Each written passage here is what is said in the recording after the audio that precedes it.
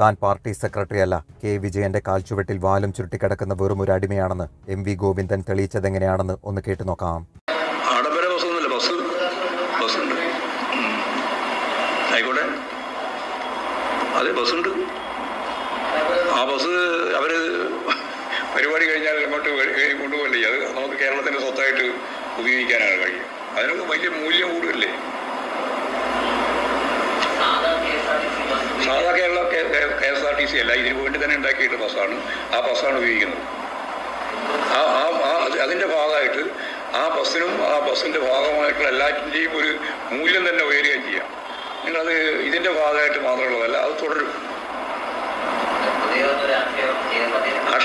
ആക്ഷേപത്തിന് മറുപടി ഞാൻ ഉദ്ദേശിക്കുന്നില്ല.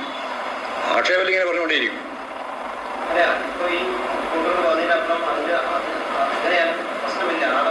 നല്ലൊരു ആഡംബരമില്ല, ദൃശ്യമില്ല. കണ്ടുകൊണ്ടിരിക്കുക, കാണാൻ പോകില്ല ആള്. ഇനി ദൃശ്യം പുറത്തു വരാണ്ടിരിക്കേണ്ട കാര്യം എന്നുള്ളത് നാളില്ലേ കാണാൻ പോകുന്നു. പിന്നെ ദൃശ്യം അടച്ചു വെച്ചില്ല യോഗം പോകുന്നത്. അതിൽ രഹസ്യമൊന്നുമില്ല. എന്ത് രഹസ്യം വന്നിരിക്കുന്നതിൻ്റെ അകത്ത് ഒരു രഹസ്യമില്ല, മറച്ചു വെക്കേണ്ട കാര്യമില്ല. അതിൻ്റെ മൂല്യം എത്രയാണെന്നുള്ളതും അതിൻ്റെ വില എത്രയാണെന്നുള്ളതും എല്ലാം പരമ സത്യമാണ്, എല്ലാവർക്കും അറിയുന്നതാണ്. അതിൻ്റെ ഭാഗമായിട്ടുള്ള ആ ഉപയോഗിച്ച ബസ് ഭാവിയിൽ നമുക്ക് ഉപയോഗിക്കാൻ കഴിയുകയും ചെയ്യും. ഒരു സംശയമില്ല. അപ്പോൾ അതിന് കുറച്ചും കൂടി മൂല്യം കൂടുകയില്ല. കാരണം മുഖ്യമന്ത്രിയും മന്ത്രിമാരെല്ലാം കൂടി സഞ്ചരിച്ചിട്ടുള്ള ഒരു വാഹനത്തിൻ്റെ ഒരു മൂല്യമുണ്ടല്ലോ, ആ മൂല്യം നമ്മൾ പ്രതീക്ഷിക്കുന്ന സാധാരണ മൂല്യത്തേക്കാൾ അപ്പുറമാണ്.